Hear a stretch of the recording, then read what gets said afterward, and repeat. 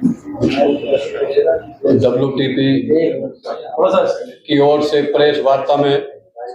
आए हुए सभी मीडिया कर्मियों का हार्दिक स्वागत करता हूं। जय हिंद, जय भारत। अभी हमारे बीच में बड़े भाई ने जो 23 मार्च को राष्ट्रीय उपवास और कैंडल मार्च, जो जातिगत जनगणना, किसानों की MSP, किसानों पर हो रहे अत्याचार को न्याय दिलाने के लिए और देश में EVM को हटाकर बैलेट पेपर से चुनाव कराने के लिए जो 23 तारीख को राष्ट्रीय उपवास का कार्यक्रम किया जा रहा है, तो मैं देश के सभी 90% बहुसंघ समाज के लोगों से, सभी संगठनों से और सभी बहुसंघ समाज की पार्टियों के नेताओं से, सांसदों से, राज्यसभा सांसदों से, MLA से, सभी से आह्वान करता हूं कि आने वाले 2 महीने के अंदर जो लोकसभा चुनाव का जो विकल्प बच चुका है, अगर इससे पहले आप लोगों ने एकजुट होकर अगर किसानों की, मजदूरों की और EVM की और जातिगत जनगणना की बात नहीं की, तो अगर 24 के चुनाव में अगर यही हिटलरशाही सरकार दोबारा से आ जाती है,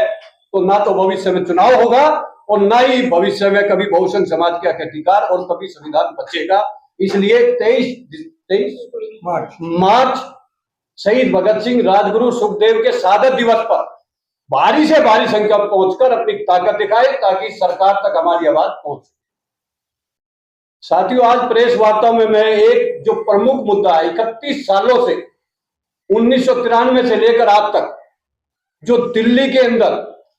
जो भारत देश से 90% प्रवासी लोग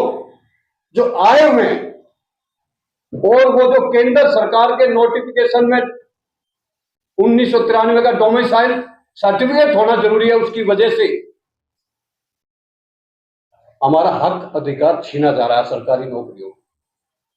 देखिए, दिल्ली की 90% संख्या, उसके अंदर जब देश का पार्टीशन हुआ था तो उसके अंदर दिल्ली,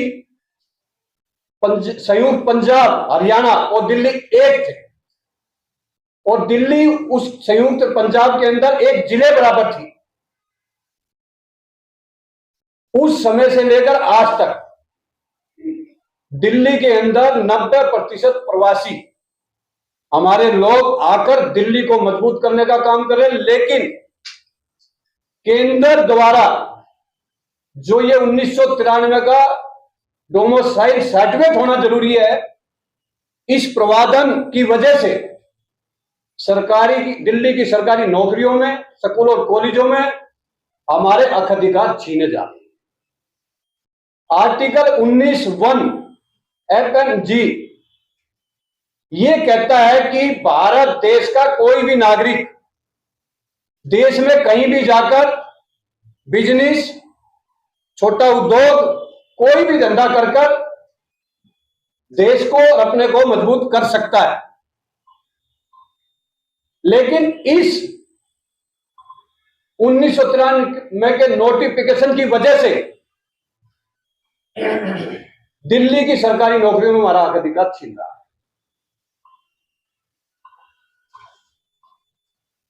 देखिए, सेंटर की लिस्ट के अंदर जो पिछड़े वर्ग के लिए जो लिस्ट आती है, उसके अंदर जिनकी वजह से हक अधिकार छिन रहा, उनका भी उस लिस्ट में नाम आना चाहिए, लेकिन नहीं होता। और कहीं ना कहीं इस 1993 के डोमिसाइल सर्टिफिकेट ना होने की वजह से दिल्ली की सरकारी नौकरियों में हजारों ऐसे जनरल श्रम समाज के लोग हैं जो हमारी खाली वैकेंसी के अंदर पहले कॉन्ट्रैक्ट बेस पर लिए जाते हैं और उसके बाद कोर्ट का बहाना बनाकर उनको रेगुलर किया जाता है। अगर कोई भी शख्स, कोई भी पार्टी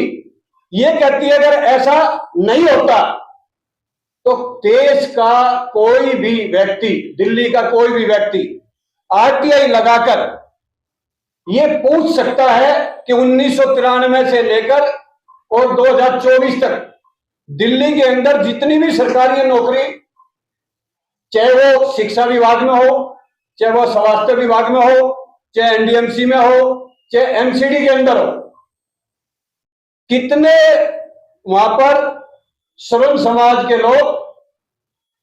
नौकरियों में लिए गए, चाहे वो सरकारी अधिकारी हो, चाहे वो कर्मचारी हो। आपको सच का पता चल जाएगा कि कैसे हमारी खाली वैकेंसियों में 31 साल से लगातार यही श्रम समाज के लोग हमारा हक छीन रहे। आर्टिकल 14 संविधान में यह कहता है कि समता और समानता का देश के हर नागरिक का हक है, लेकिन यह समता और समानता के विरुद्ध है। क्या बिहार का भूमिहार, तमिलनाडु का ब्राह्मण और राजस्थान का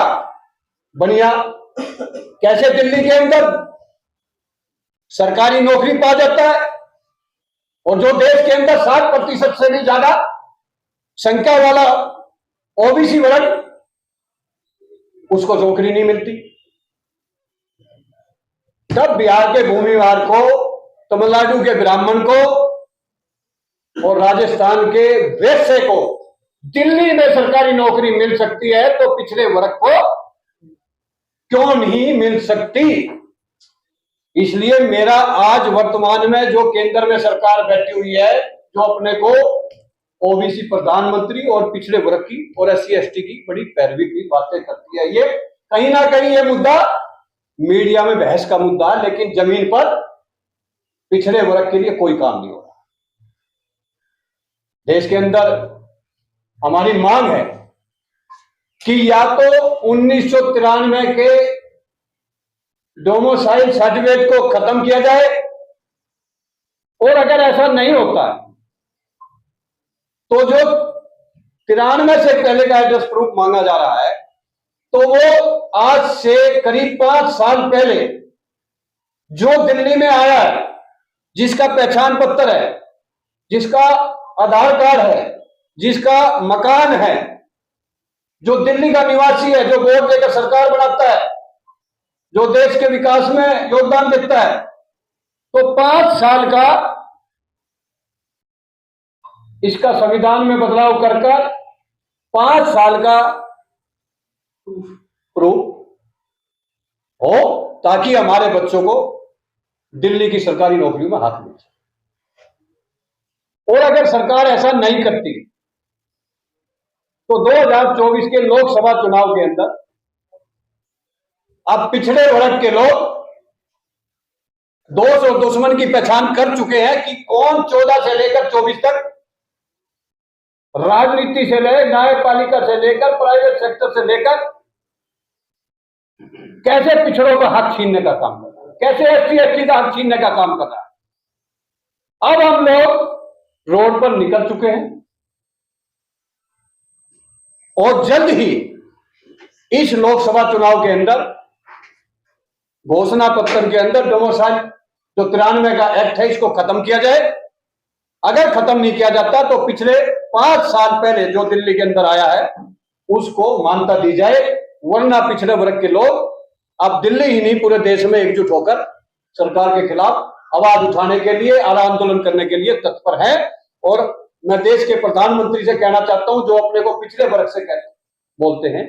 अगर पिछड़े वर्ग के आप इतने हितैषी हो, 27 मंत्री आपने बना दिए, लेकिन 27 मंत्री से पिछड़े वर्ग का हक नहीं मिला, वो 27 लोगों को हक मिला। पिछड़े वर्ग का 60% से भी ज्यादा संख्या हमारी देश में, और दूसरा व्यक्ति देश का ओबीसी है। क्या वो देश का मूल निवासी नहीं? क्या वो वोट देकर सरकार नहीं बनाता? क्या उसकी गिनती नहीं हो सकती? अभी प्रोफेसर रतनलाल जी ने बताया, जब एससी एसटी के साथ पेट पक्षियों की गिनती हो सकती है, घरों की गिनती हो सकती है, तो जो देश का मूल निवासी है, जो पिछड़े वर्ग से आते हैं, उस पिछड़े वर्ग की भी गिनती की जाए, और उसकी गिनती के हिसाब से देश की सभी सरकारी संस्थानों में, राजनीति में और प्राइवेट सेक्टर में, मीडिया में उसका हक अधिकार उस संख्या के हिसाब से दिया जाए। वरना आने वाले टाइम में पिछड़े वर्ग, एससी एसटी, ओबीसी और माइनॉरिटी को लेकर इस सरकार के खिलाफ ईवीएम हटाओ भाजपा भगाओ नारे के साथ किसान मजदूर को बचाने के लिए, पिछड़े वर्ग को बचाने के लिए हम 90% देश के मूल निवासी